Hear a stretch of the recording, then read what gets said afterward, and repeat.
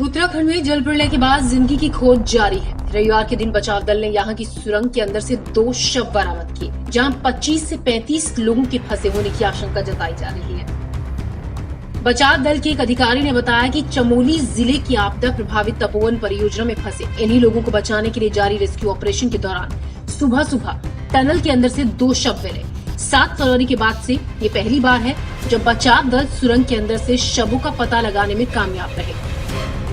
बचाव के काम में लगे अधिकारियों ने बताया कि शनिवार को एक्सक्वेटर जैसी अन्य मशीनों को लाए जाने के बाद से बचाव के काम में तेजी आई। फिलहाल बचाव कर्मी 2 रणनीतियों पर काम कर रहे हैं। एक तरफ तो सुरंग में नीचे की ओर गहरी खुदाई की जा रही है और दूसरी तरफ इसके अंदर से मलबे और कीचड़ को खुदाई की मदद से बाहर निकाला जा रहा है। 2 और शवों की बरामदगी के साथ अब इनकी संख्या कुल बढ़कर हो गई है 40। ग्लेशियर के टूटने के चलते 7 फरवरी को हुई इस तबाही में लगभग 200 लोग लापता हो गए हैं, जिनकी तलाश में लगातार बचाव टीमें लगी हुई हैं।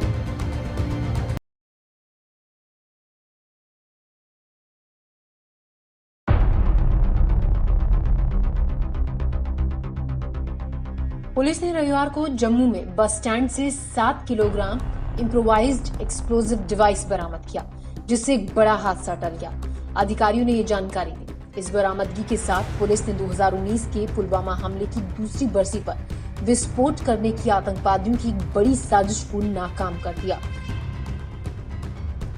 खुफिया सूत्रों के मुताबिक ऐसे इनपुट थे कि आतंकवादी हमला करेंगे। सुरक्षा बलों द्वारा सुरक्षा के पर्याप्त इंतजाम किए गए थे। इस मामले में एक संदिग्ध को हिरासत में भी ले लिया गया है, जिससे जांच एजेंसियां पूछताछ कर रही हैं। मामले की जांच में जुटे अधिकारी के मुताबिक ये एक बड़ा आईईडी था। बस स्टैंड जम्मू शहर में एक भीड़भाड़ वाली जगह है, जहां रोजाना सैकड़ों लोग आते हैं। जानकारी मिलते ही पुलिस मौके पर पहुंची और तलाश अभियान शुरू किया। आपको बता दें, आज से 2 साल पहले 2019 में ठीक आज ही के दिन पुलवामा में सीआरपीएफ के काफिले पर हमला किया गया था, जिसमें 40 जवान शहीद हो गए थे। इस हमले की जिम्मेदारी पाकिस्तान की आतंकी संगठन जैश-ए-मोहम्मद ने ली थी।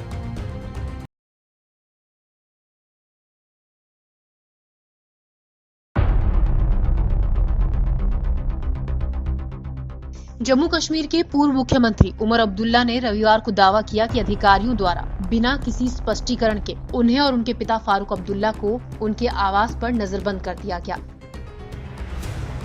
उमर ने गुपकर रोड पर अपने निवास के बाहर तैनात सुरक्षा वाहनों की तस्वीरें भी ट्विटर पर पोस्ट की और कहा कि उनकी बहन और उनके बच्चे जो उन्हीं के पास रहते हैं उन्हें भी नजरबंद कर दिया गया। उमर ने ट्वीट किया, ये अगस्त 2019 के बाद नया जम्मू कश्मीर है। हम बिना किसी स्पष्टीकरण के अपने घरों में नजरबंद हैं। ये काफी बुरा है कि उन्होंने मेरे पिता और मुझे अपने घर में बंद कर दिया है। दोनों पूर्व मुख्यमंत्रियों को पार्टी कार्यकर्ताओं को संबोधित करने के लिए श्रीनगर से बाहर जाना था।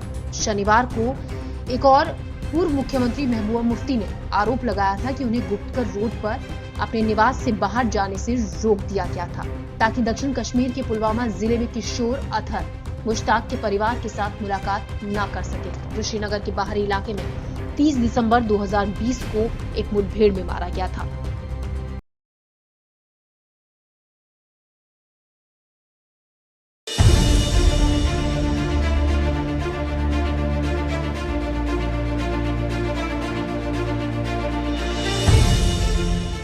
प्रधानमंत्री नरेंद्र मोदी ने रविवार को तमिलनाडु और केरल का दौरा किया। चेन्नई पहुंचने पर तमिलनाडु के सीएम पलानीस्वामी और उप मुख्यमंत्री ओ पनीरसेल्वम ने पीएम मोदी का स्वागत किया।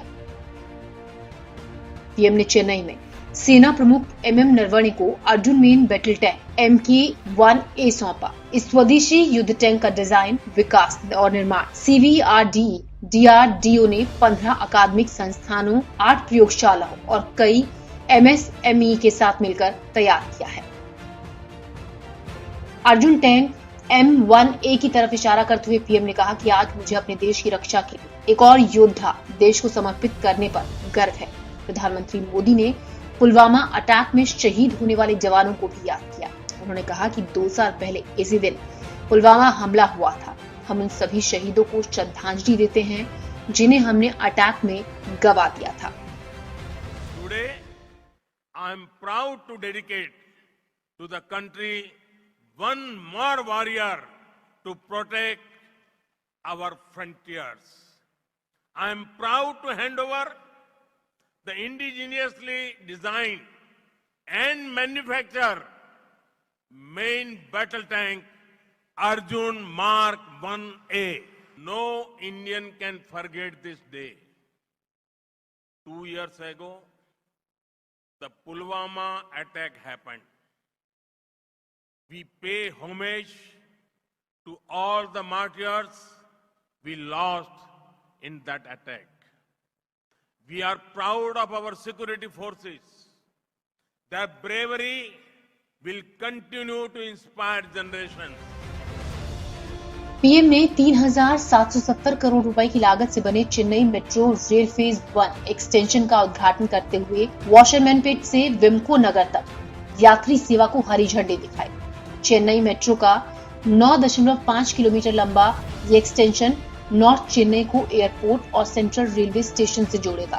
प्रधानमंत्री नरेंद्र मोदी ने चेन्नई बीच और अट्टीपट्टू के मध्य चौथी रेलवे लाइन का उद्घाटन किया। 293.40 करोड़ रुपए की लागत से तैयार 22.1 किलोमीटर का ये खंड चेन्नई और तिरुवल्लुर जिलों से होकर गुजरता है। प्रधानमंत्री मोदी ने विल्लुपुरम, कुडालोर, मयिलादुथुरई, तंजावुर और मयिलादुथुरई तिरुवरूर में सिंगल लाइन रेलवे खंड की विद्युतीकरण का उद्घाटन भी किया। It would make everybody happy that we are inaugurating the 9-kilometer stretch of the Chennai Metro Rail Phase 1 project. This would go from Washermanpet to Vimko Nagar. This project has been completed on schedule despite the global pandemic. The civil construction activities were done by Indian contractors. The rolling stock has been procured locally. This in line with the boost to Atmanirbhar Bharat. PM ने ये भी कहा कि खाद्यान्न उत्पादन और जल संसाधनों के अच्छे उपयोग के लिए तमिलनाडु के किसानों की सराहना करना चाहता हूँ। पीएम मोदी ने कहा कि चेन्नई ऊर्जा और उत्साह से भरा हुआ है। आज कई इंफ्रास्ट्रक्चर परियोजनाओं का शुभारंभ किया गया है। ये परियोजनाएं इनोवेशन और स्वदेशी के उदाहरण हैं, जो विकास को बढ़ावा देगा।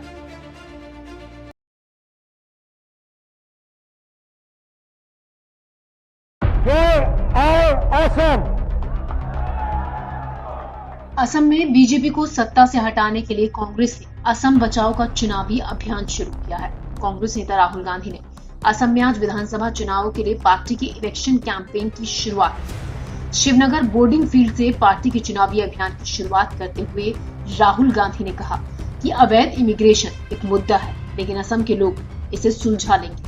असम के लोगों में इसकी क्षमता है। राहुल गांधी ने कहा असम के लोगों से कि वो हिंदुस्तान के गुलदस्ते के फूल हैं। असम को नुकसान होगा तो देश को नुकसान होगा। इलीगल इमिग्रेशन का मुद्दा है, मगर असम की जनता में वो कॉन्फिडेंस है, वो कैपेबिलिटी है कि मिलके बातचीत करके इस मामले को रिजॉल्व किया जा सकता है। ये आप में कैपेबिलिटी है, मगर अगर ये प्रदेश फिर से बंट गया, जो बीजेपी और आरएसएस रोज करते हैं, तो फिर बीजेपी का और आरएसएस का नुकसान नहीं होगा, नरेंद्र मोदी का नुकसान नहीं होगा, आपके चीफ मिनिस्टर का नुकसान नहीं होगा, असम का नुकसान होगा। और जितना असम का नुकसान होगा उतना हिंदुस्तान का नुकसान होगा। राहुल गांधी ने कहा चाहे कुछ भी हो जाए, सीए कभी नहीं होगा। हम दो, हमारे दो वाली सरकार, अच्छी तरह सुन लो, सीए कभी नहीं होगा। राहुल ने इस दौरान अपना गमछा भी दिखाया जिस पर लिखा था सीए और उस पर क्रॉस लगा हुआ था। हमने ये गमछा पहना है, ये मैं आपको दिखा देता हूं। इस पे लिखा है CAA,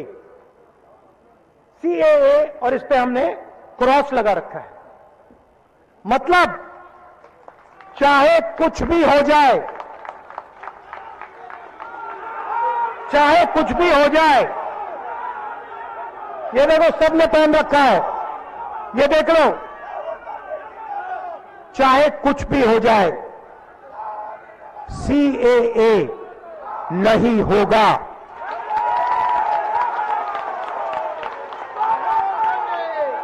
हम दो हमारे दो, अच्छी तरह सुन लो, नहीं होगा, कभी नहीं होगा। राहुल गांधी ने कांग्रेस को कमजोर लोगों, छोटे व्यापारियों और मजदूरों की पार्टी बताया। उन्होंने दावा किया कि 2004 से 14 तक देश में आर्थिक विकास अच्छा हुआ। कांग्रेस ने करोड़ों लोगों को गरीबी से उबारा। गांधी ने वायदा किया कि वो असम को बेरोजगारी से निकालेंगे। उन्होंने चाय बागान के मजदूरों की समस्याओं पर कहा, अगर असम में कांग्रेस की सरकार बने तो उनकी मजदूरी में 200 रुपए और जोड़ देंगे। अभी मजदूरों को 167 रुपए मिलते हैं।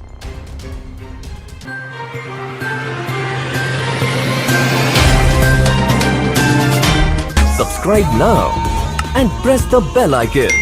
Never miss an update.